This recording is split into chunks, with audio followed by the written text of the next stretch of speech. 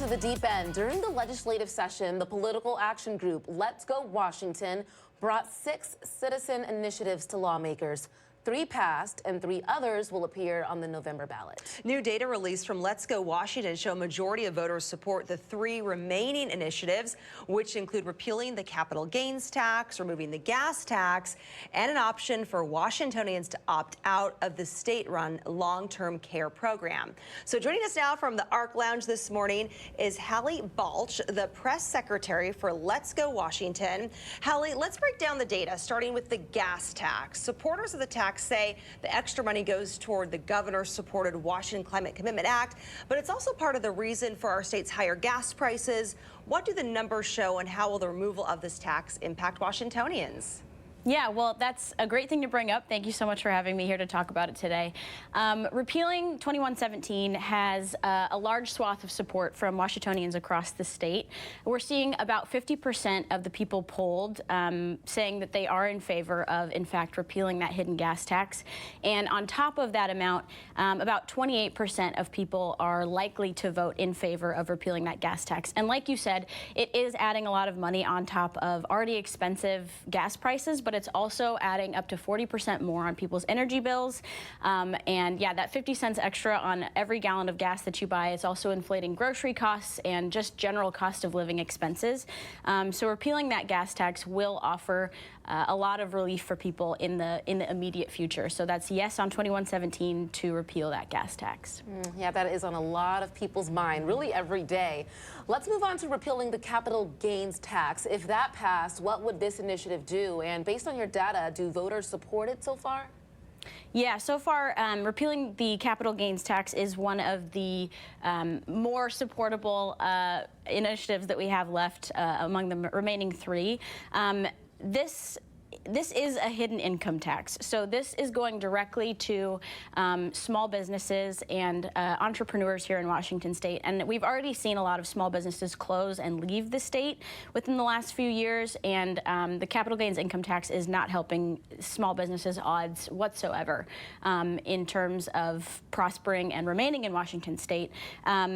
One of the main issues with the capital gains tax is that, you know, a small business mom and pop shop will be working here in Washington state and be taking less of a paycheck, you know, during the course of their business running in the state, just to keep them afloat, right? Keep them open. And then they have a plan to sell their business at the end of their time running it. But unfortunately, the capital gains tax would take a significant cut out of that, and a lot of small business owners wouldn't be able to retire based on how much money they make from selling their business. So the capital gains income tax is one of those measures that directly affects small businesses and people's ability to stay in Washington state and continue to operate their mom and pop local shops. Again, 50% of voters do support that one, and then an additional 34% are likely to support it on November's ballot. Lastly, let's touch on the option to opt out of the state-run long-term care coverage, also known as WACARES. The concern from supporters of the long-term care fund is the effect it will have on millions of Washingtonians who are counting on it to help pay for their care. What type of effect would this initiative have on WACARES, and do supporters support the initiative so far? And Hallie, first, can you just share what the WACARES coverage even involves, first of all? Sure.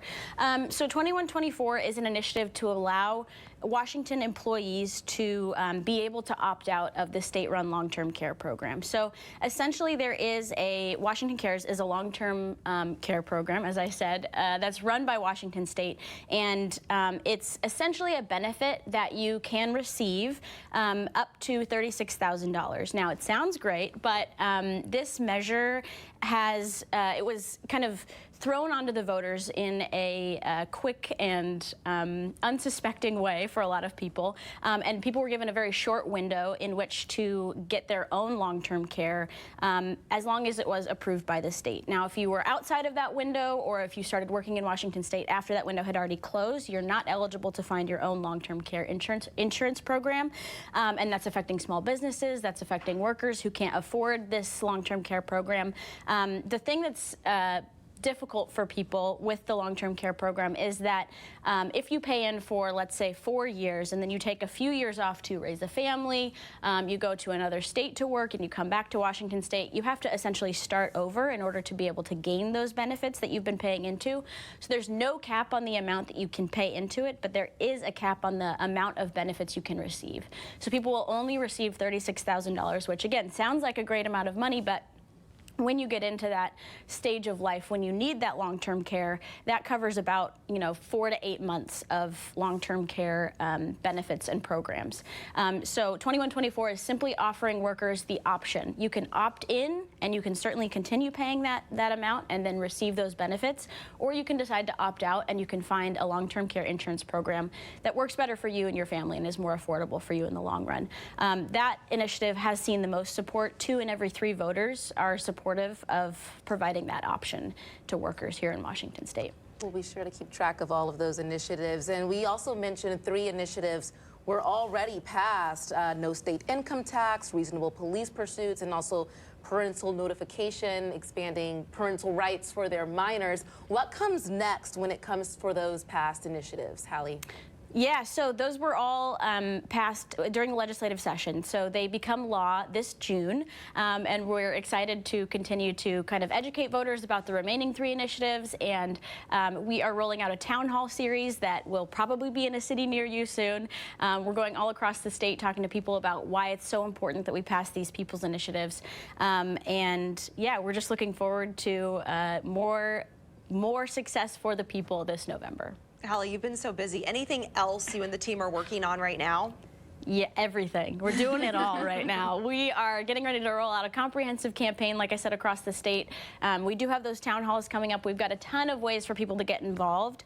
If you're looking to volunteer, if you're just looking to attend some of the events that we have coming up this summer, I would encourage people to go to letsgowashington.com and check out all the opportunities to get involved and to continue fixing what's broken here in Washington State.